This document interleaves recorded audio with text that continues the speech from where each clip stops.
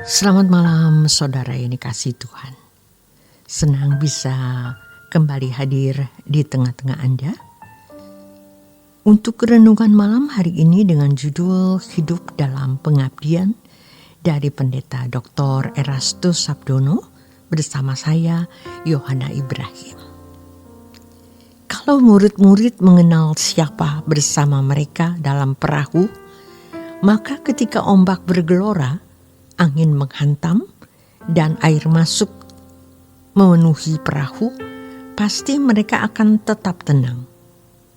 Kalau mereka percaya bahwa Yesus adalah anak Allah yang berkuasa, mestinya tidak ada kalimat, "Guru, engkau tidak peduli kalau kita binasa."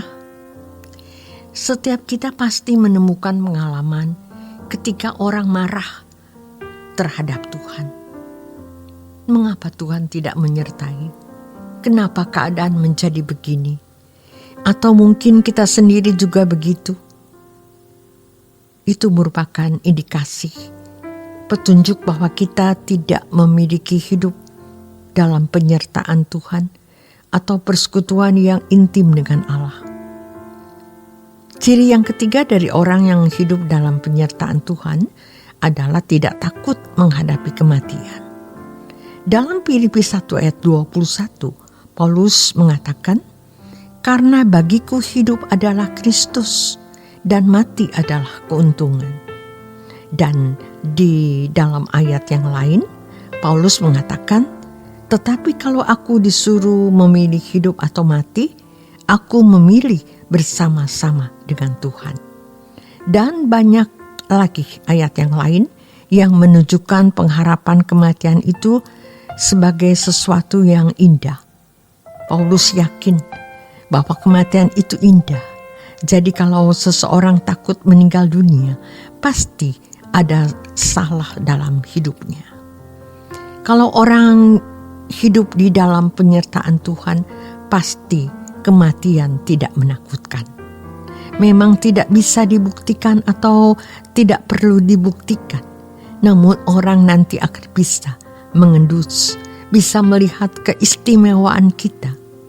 Kesaksian di dalam batin ini menyangkut keberanian menghadapi hidup.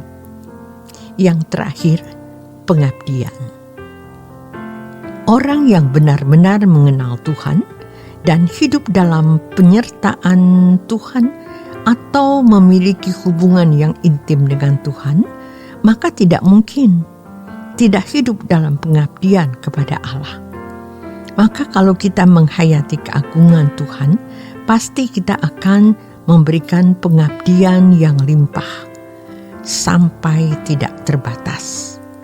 Seberapa kita betul-betul menghormati Tuhan, memandang Dia berharga, memandang Dia bernilai, dan itu harus kita alami. Bukan fantasi, bukan sekedar keyakinan. Yakin Allah Maha Besar, yakin di dalam nalar lalu berfantasi. Tentu Allah yang besar. Tetapi kita tidak memiliki kesaksian dalam batin karena tidak ada perjumpaan dengan Dia. Semua orang Kristen juga bisa menyanyi. "Then sing my soul, my Savior God to Thee, how great Thou art." Anda pasti bisa dan Anda pasti tahu pujian ini. Namun seberapa seseorang benar-benar menghayati kebesaran Allah tersebut? Penyembahan kita diendapi dengan sikap menghayati Tuhan atau tidak.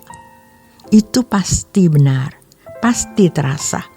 Ini pengalaman real, bergaul dengan Allah.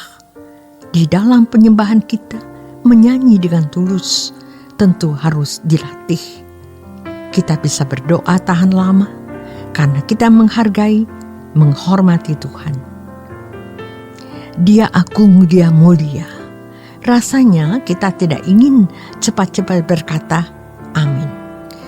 Beda dengan orang yang kualitas hidupnya dalam penyertaan Allah itu rendah, maka ia tidak betah berdoa.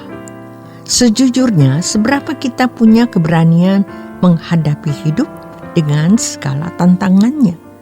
Seberapa kita membenci dosa? Kalau kita punya nilai rendah, berarti kita punya dan harus mengembangkan persekutuan dengan Allah atau mengembangkan kehidupan dalam penyertaan dengan Tuhan. Kita harus mengandalkan waktu menyembah Tuhan, waktu berdoa. Kalau perlu puasa. Walau peningkatannya kadang-kadang tidak signifikan, tetapi pasti ada perubahan. Jadi kekristenan adalah sebuah jalan hidup yang dinamikanya itu nyata. Kalau seseorang tidak mengalami proses pertumbuhan dan ia juga tidak mempersoalkannya, betapa mengerikan. Kalau suatu kali dia menutup mata, maka dalam keadaan miskin tidak berbuat apa-apa bagi Tuhan, dia menghadap Tuhan, betapa mengerikan. Ingat, kita tidak boleh sama dengan dunia di sekitar kita.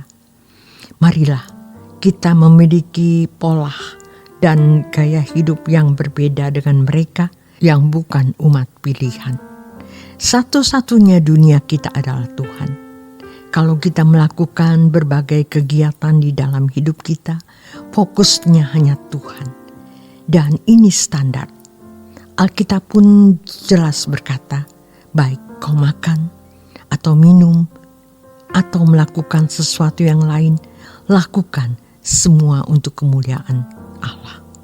Untuk itu kita harus serius mengoreksi diri. Seberapa kita benar-benar telah menghayati hidup dalam penyertaan Tuhan.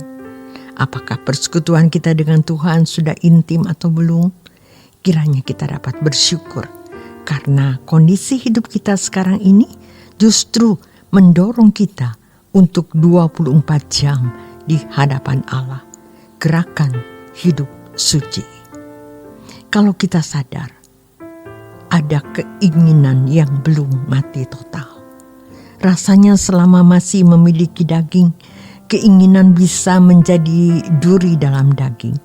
Namun kondisi hidup yang Tuhan izinkan kita alami, kiranya membawa kita untuk nekat. Tuhan pasti memenuhi janjinya. Roh Kudus pasti membawa kita kepada seluruh kebenaran. Jadi kalau benar-benar mempersoalkan hal ini, Roh Kudus pasti bicara memberitahu. Apakah itu kecemasan, kekhawatiran kita yang masih besar, hidup yang belum benar-benar bersih, atau masih punya ketakutan terhadap realitas kematian, masih perhitungan dengan Tuhan, tidak memberikan pengabdian yang terbaik. Roh Kudus pasti beritahu. Kesempatan untuk membuat hidup kita bernilai di hadapan Allah itu terbatas. Jadi kalau kita masih memiliki kesempatan, kita harus menghargai kesempatan itu. Setiap hari ketika kita mulai membuka mata di pagi hari, lihatlah kemungkinan-kemungkinan besar yang Tuhan berikan kepada kita untuk dapat berjalan secara intim dengan Tuhan. Orang yang hidup dalam penyertaan Tuhan atau memiliki hubungan yang intim dengan Tuhan tidak mungkin tidak hidup dalam pengabdian kepada Tuhan. Demikian renungan untuk malam hari ini. Selamat beristirahat, Tuhan Yesus memberkati.